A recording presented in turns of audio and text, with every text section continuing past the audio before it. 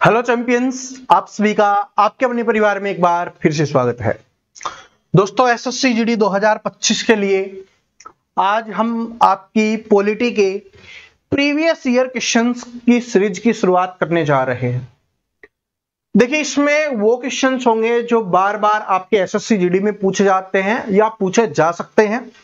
SSC GD के लिए important questions, साथ में प्रीवियस ईयर क्वेश्चंस भी होंगे और उसके एक्सप्लेनेशन भी बहुत अच्छे से मैं करने वाला हूं कि जो जो क्वेश्चंस एग्जाम में आ सकते हैं, एक्सपेक्टेड क्वेश्चंस हैं, उनको हम करने वाले हैं। देखिए दोस्तों, जैसा कि आपको पता है कि आपकी एग्जाम डेट है, अब आ चुकी है, तो अपने पढ़ने का समय है वो भी आपको बढ़ाना पड़ेगा और अच्छी चीजें पढ़नी पड़ेंगी जो आपके एग्जाम के लिए बहुत ज्यादा इंपॉर्टेंट है।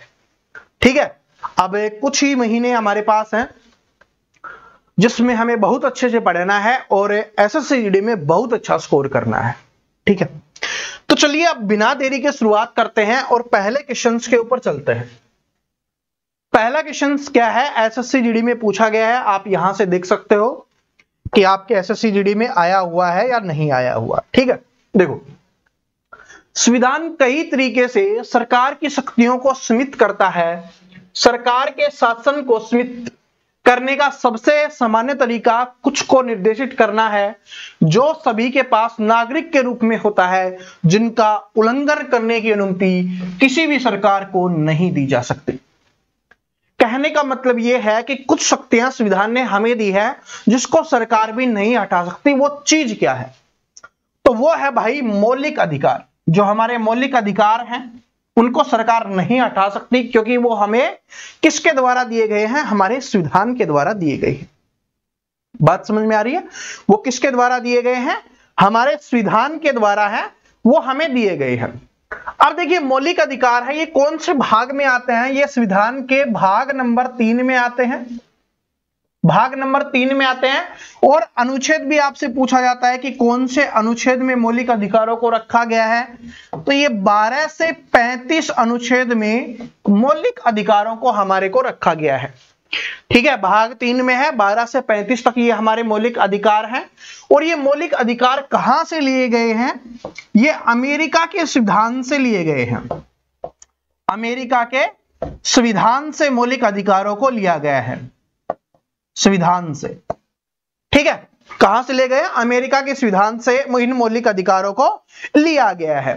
लेकिन अगर हम बात करें कि जो हमारा मूल संविधान बनकर तैयार हुआ था, उस समय मौलिक अधिकारों की संख्या कितनी थी? 7 थी। क्वेश्चन से इस तरीके से बनता है कि जो मूल संविधान था उसमें कितने मौलिक अधिकार थे, तो उनकी संख्या 7 हो जाएगी। अगर आपसे ये पूछे कि वर्तमान में मौलिक अधिकारों की संख्या कितनी है, तो वो 6 हो जाएगी। एक मौलिक अधिकार कम कर दिया गया है, और वो कौन सा मौलिक अधिकार कम किया गया है अगर हम उसकी बात करें, तो वो है हमारा 44वें संविधान संशोधन के तहत कम किया गया है। 44वें संविधान संशोधन, संविधान में संशोधन किया गया। 44वां संविधान संशोधन जो सन 1978 में हुआ। ये डायरेक्ट एग्जाम में आता है, ध्यान रख लेना कि 44वां संविधान संशोधन कब हुआ। तो 44वां संविधान संशोधन सन 1978 में हुआ। और इसके तहत जो हमारा संपत्ति का अधिकार था, संपत्ति का अधिकार, उसको मौलिक अधिकार से हटा दिया गया, जिसको फिर बाद में क्या बना दिया गया? कानूनी अधिकार, या इसको संवैधानिक अधिकार भी बोला जाता है। कानूनी अधिकार बना दिया गया, या इसी को क्या बोला जाता है? संवैधानिक अधिकार भी बोला जाता है, संवैधानिक अधिकार। लेकिन ये हमारा अब मौलिक अधिकार नहीं रहा। इतना अपने को याद रखना है इस मौलिक अधिकारों से। मौलिक अधिकार ऐसे अधिकार हैं जो सरकार भी हमसे नहीं छीन सकती, जो हमें संविधान द्वारा दिए जाते हैं। ये भाग 3 में है, संविधान के भाग 3 में है। अनुच्छेद नंबर 12 से 35 तक ये हमारे आते हैं। अमेरिका के संविधान से इनको लिया गया है। और मूल में 7 थे, वर्तमान में 6 हैं। एक को हटाया गया है, वो है अपना संपत्ति का अधिकार, जो 44वें संविधान संशोधन सन 1978 में जिसको हटाया गया था संशोधन करके। ठीक है, इसके पीछे का रीजन क्या था? क्योंकि आप सभी जानते हो कि अभी जब भी सरकार को संपत्ति लेनी होती है ना, जो हमारे खेत वगैरह लेने होते हैं, तो वो आराम से ले लेती है। अगर ये मौलिक अधिकारों के अंदर था तो इसको नहीं लिया जा सकता, क्योंकि मैंने बोला ना कि मौलिक अधिकार छीना नहीं जा सकता सरकार के द्वारा, तो इसलिए संशोधन करके इसको हटाया गया है। ठीक है, और अब ये क्या बन गया, कानूनी अधिकार बन गया है कि आपके नाम है प्रॉपर्टी, आपकी है, लेकिन सरकार जब भी चाहे आपसे ले सकती है, लेकिन उसके लिए आपको रुपए दिए जाएंगे जो उस समय का रेट चल रहा होगा, सरकारी जो रेट होता है। ठीक है, इतनी बात सभी को समझ में आ गई होगी। चलो आगे बढ़ते हैं, अगला क्वेश्चन देखिए क्या है। संविधान सभा ने खालिस्तान को भारत के संविधान को अपनाया था। तो संविधान सभा के बारे में बात कर लेते हैं, क्योंकि संविधान सभा से काफी एग्जाम्स में आपके क्वेश्चंस आते हैं, काफी क्वेश्चंस आपके एग्जाम में पूछे जाते हैं। तो संविधान सभा की पहली बैठक 9 दिसंबर 1946 को नई दिल्ली में हुई थी। कहां पर हुई थी, ये याद रख लेना, नई दिल्ली में हुई थी। कब हुई थी, 9 दिसंबर 1946 को। और इस समय इसके अध्यक्ष बनाए गए थे, जिसको अस्थायी अध्यक्ष बोला जाता है। अस्थायी अध्यक्ष बनाए गए थे डॉक्टर सच्चिदानंद सिन्हा जी को, सच्चिदानंद सिन्हा जी को बनाया गया था। ठीक है, क्योंकि उस समय ये सबसे ज्यादा बुजुर्ग थे, तो इसलिए इनको बनाया गया। फिर इसी के 2 दिन के बाद 11 दिसंबर 1946 को दूसरी बैठक हुई। ठीक है, और इसमें स्थायी अध्यक्ष बनाए गए। इसमें क्या बनाया गया भाई, स्थायी अध्यक्ष बनाया गया।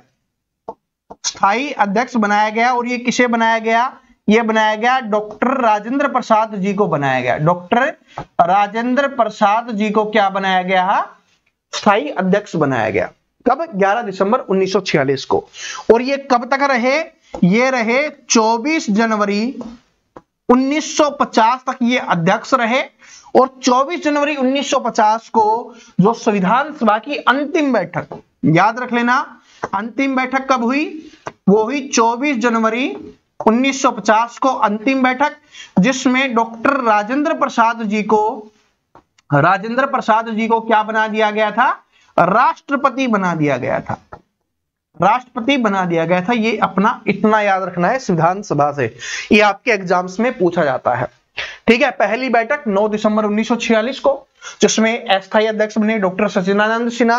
11 दिसंबर को दूसरी बैठक हुई थी, 11 दिसंबर 1946 को, जिसमें स्थायी अध्यक्ष बनाए गए थे डॉक्टर राजेंद्र प्रसाद जी। उसके बाद अंतिम बैठक पूछी जाती है, 24 जनवरी 1950 को हुई, जिसमें अंतिम बैठक में डॉक्टर राजेंद्र प्रसाद जी को राष्ट्रपति बना दिया गया था भारत का। ठीक है, स्वतंत्र भारत का। इतना समझ में आ गया।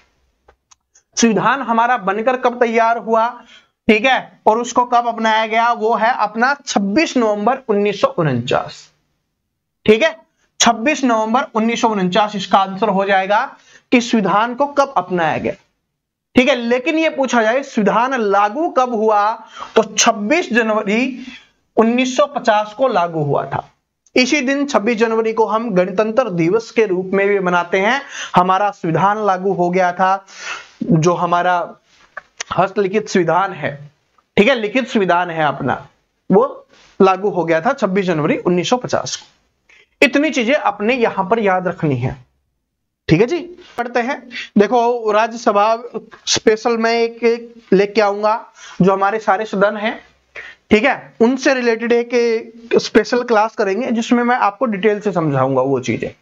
अब बात करते हैं इससे, संविधान सभा के निम्नलिखित में से कौन से भाग का संबंध राज्य के नीति निर्देशक सिद्धांतों से है।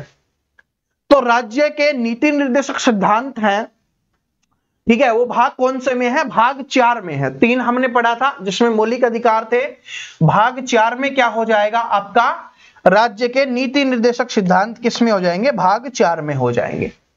वो 12 से 35 तक था, ये क्या हो जाएगा 36 से 51 अनुच्छेद पूछता है, तो कौन से अनुच्छेद में हो जाएगा, 36 से 51 तक है हमारे राज्य के नीति निर्देशक तत्व। इनको कहां से लिया गया है, कौन से देश से लिया गया है, ये भी पूछा जाता है।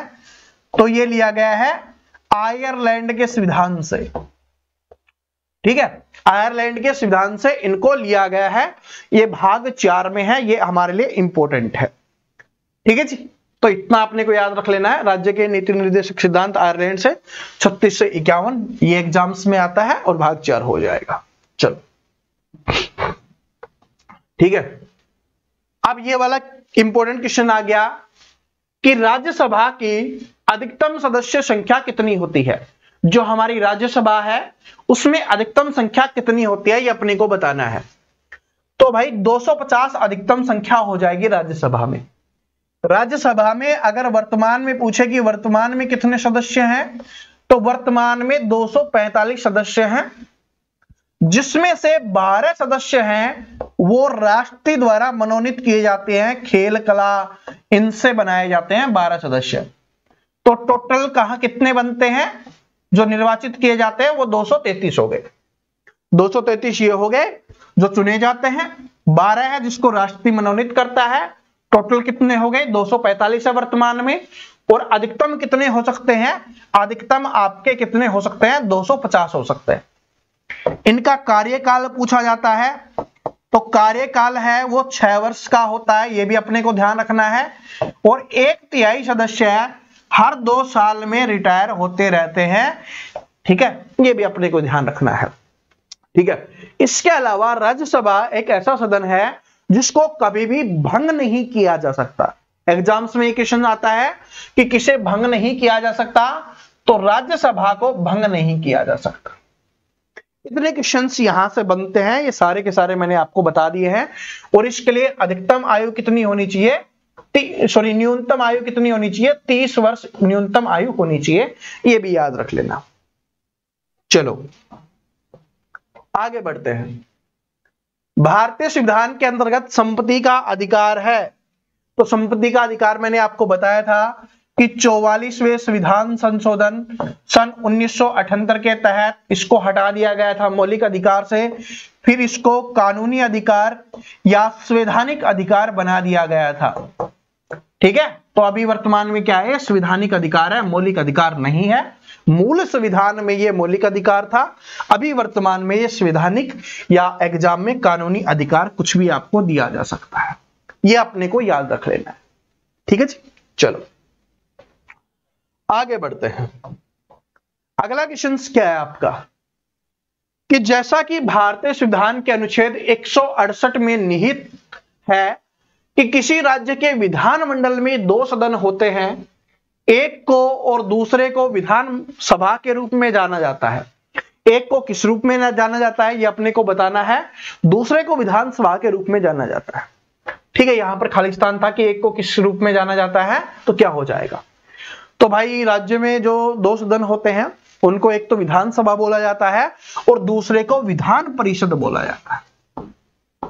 क्या बोला जाता है, विधान परिषद बोला जाता है। विधान परिषद है वो बनाई जा सकती है या हटाई जा सकती है। देखो अनुच्छेद 168 में निहित है कि राज्य के विधानमंडल में 2 सदन होते हैं, ठीक है। तो ये विधान परिषद बनाना है या हटाना है वो अनुच्छेद पूछेगा, तो 169 आपका हो जाएगा, ठीक है। वर्तमान में कितने राज्यों में विधान परिषद है, तो 6 राज्य हैं जिनमें विधान परिषद है। जैसे अपना क्या हो गया, उत्तर प्रदेश हो गया, कर्नाटक हो गया, तेलंगाना हो गया, महाराष्ट्र हो गया, बिहार हो गया, ये अपने स्टेट है, 6 स्टेट हैं जहां पर क्या है, विधान परिषद वर्तमान में है, ठीक है। इनका जो होता है वो 6 वर्ष का होता है, ये भी अपने को ध्यान रख लेना है, ठीक है। चलो आगे बढ़ते हैं। अगला क्वेश्चन है कि भारतीय संविधान का निम्नलिखित में से कौन सा अनुच्छेद मौलिक कर्तव्यों से संबंधित है। मौलिक कर्तव्यों से, मौलिक देखो याद करने का तरीका है, याद कीजिए। मौलिक अधिकार के बारे में हमने बात किया, तो मौलिक अधिकार थे हमारे 12 से 35 अनुच्छेद में थे मौलिक अधिकार। उसके बाद राज्य के नीति निर्देशक तत्व हो गए, राज्य के नीति निर्देशक तत्व, ठीक है, वो कितने में थे, 36 से 51 में थे।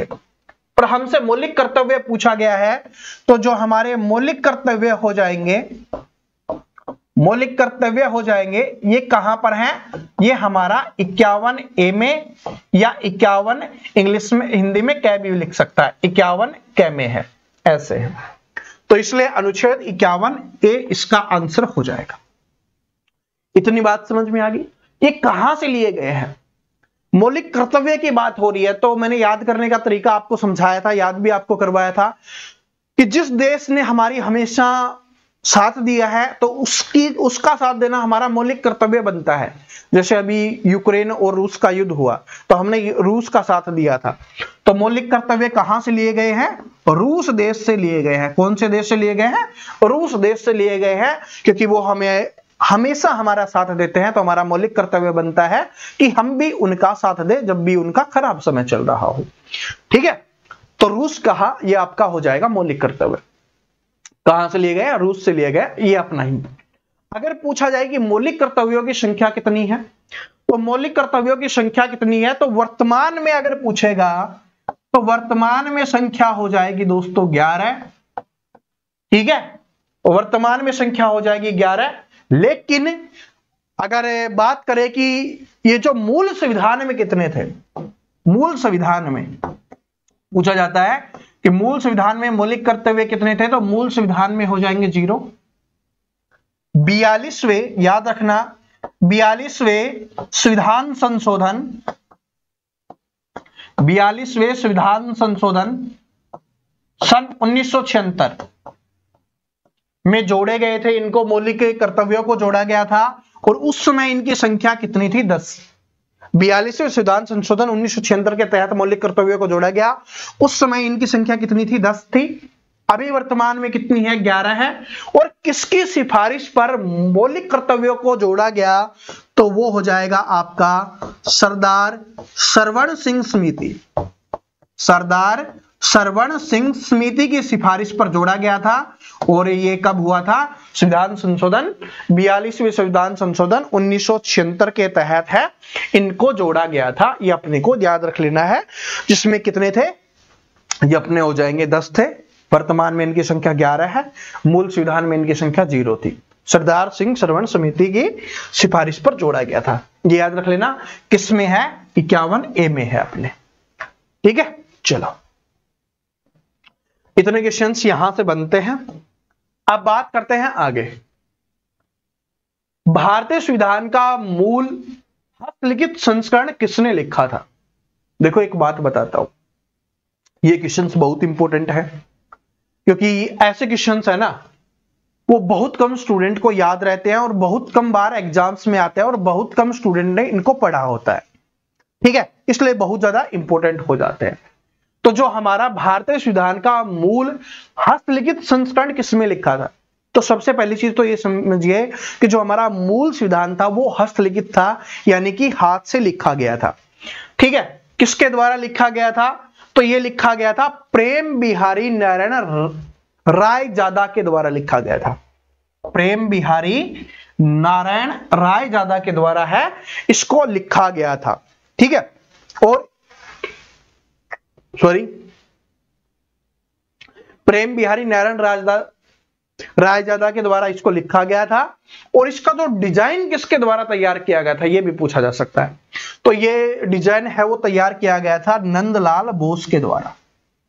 ठीक है, नंदलाल बोस के द्वारा इसका डिजाइन तैयार हुआ था। यह डिजाइन तैयार नंदलाल बोस जी ने किया था और इसको लिखा था प्रेम बिहारी नारायण जी ने। ठीक है, यह भी पूछा जाता है कि जो हमारे मूल संविधान की प्रति है उसको एक जगह पे लिखा गया है, जो हस्तलिखित है ना उसको एक जगह पे स्टोर किया गया है, और स्टोर करके उसमें कौन सी गैस डाली गई है? हीलियम गैस डाली गई है, ताकि वो प्रति है वो खराब ना हो।